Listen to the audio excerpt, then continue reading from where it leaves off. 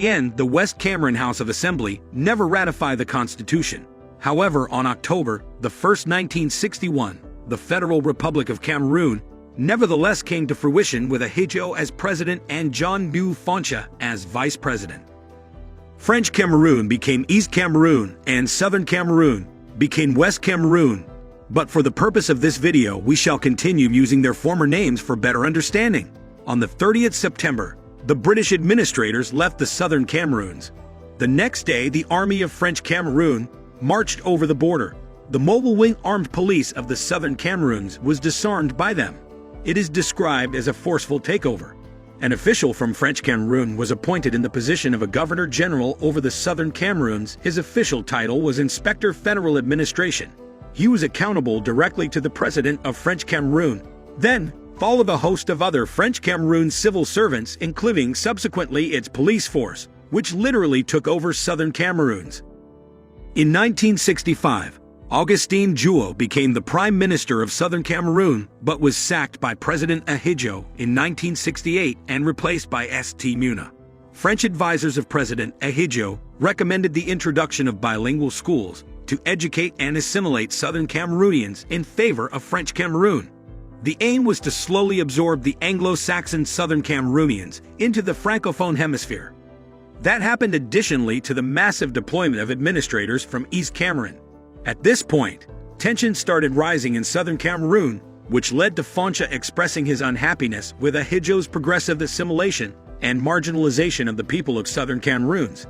Ahidjo sacked him from the position of vice president and replaced him with St. Muna in 1970.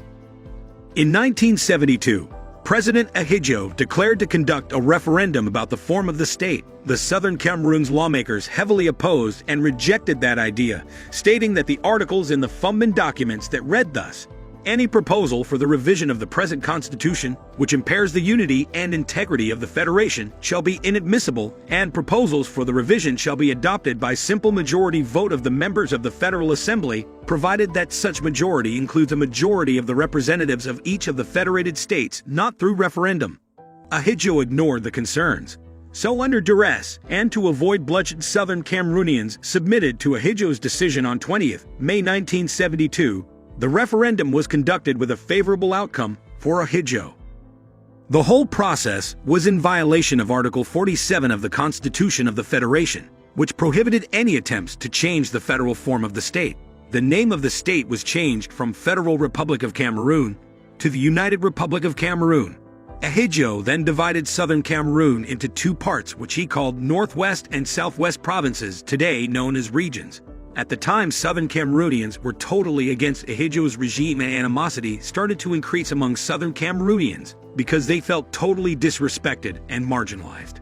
Despite the fact that Southern Cameroonians were against Ahidjo's decisions, Cameroon, as a country, was doing well economically, but most resources was being moved to French Cameroon.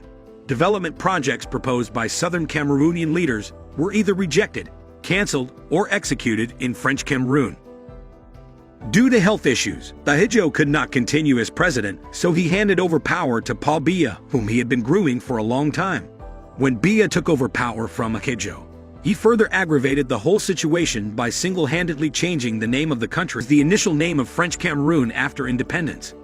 The change led to the removal of one star from the flag, which represented the two states, implying Cameroon was one and indivisible state. Southern Cameroon, through several efforts, fought to return to federalism, but all their efforts were abortive.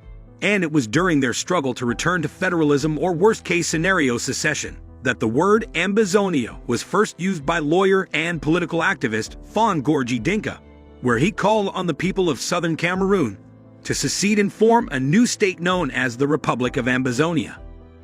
During the presidential election in 1992, Southern Cameroonians and a vast majority of French Cameroonians rallied behind John Frundi because they felt if they couldn't get secession, at least they should get someone from Southern Cameroon rule the country, because they believed if they had a Southern Cameroonian as president, they would return to federalism. Unfortunately, John Frundi lost to Paul Biya. Despite the massive protests that followed the proclamation of the results due to claim of elections irregularities, Biya was sworn in as president for a second term in November. The government of French Cameroon continued to suppress the people of Southern Cameroon and in 1994 John Du Foncha and Solomon Muna, both former prime ministers of the Southern Cameroons, returned to the United Nations in New York and demanded separate independence for the Southern Cameroons. The mission to the United Nations preceded the All-Anglophone Conference AAC1, which took place in Biya, bringing together all Southern Cameroonian citizens who unanimously called for the restoration of the statehood of the Southern Cameroons. A second All-Anglophone Conference, AAC2, was held in Bamenda, at which the decisions of AAC1 were reiterated and a reasonable time given to French Cameroon to accept a return to the two-state federation, failing which the people of the Southern Cameroons would be left with no other option than to revive its statehood and revise its independence. The implementation of AAC1 and AAC2 were however stalled by the brutal arrest and incarceration of the leaders of the AAC, with several others escaping into exile. The desire for self-determination remained alive in the people of Southern Cameroons till October 2016, when everything escalated and took another turn. The crisis started with the teachers' and lawyers' peaceful protest. The lawyers had sent an ultimatum to the government of Cameroon, calling for a redeployment of French-speaking judges from English-speaking courts and the translation of the Ojong law from French to English. The Cameroon government initially responded by cracking down on lawyers' demonstrations, as well as the protesters and insurgents. This led to a full-fledged guerrilla war in southern Cameroons, as teachers and students joined the lawyers in protest. Something that initially started as a peaceful demonstration gradually metamorphosed into a full-blown civil war.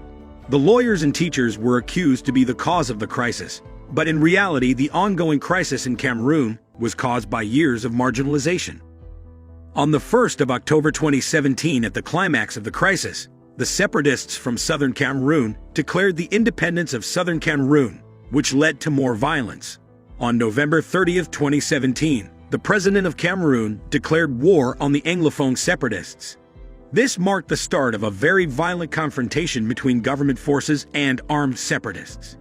The conflict started in Manu Division, where the Ambazonia Defense Force operated. From there, the conflict spread to other parts like Libialam, Fako, Momo, Bui, and Ngokatunja.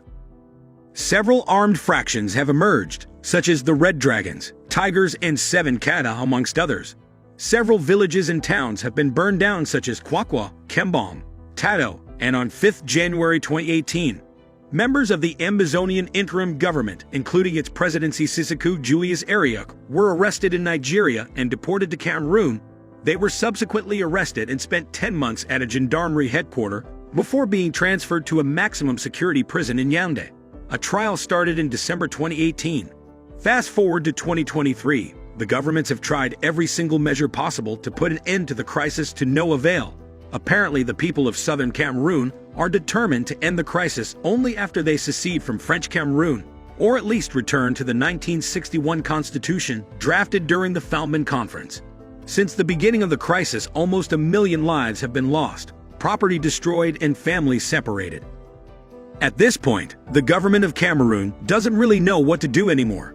As of the making of this video, Cameroon is one of the most unsafe countries in the world, especially if you intend to visit the English-speaking regions of the country. From the history we just explained in this video, it can be said that Britain and France ruined Cameroon. If you want to know how, then subscribe to the channel and stay tuned, because in our next video we will give you more details.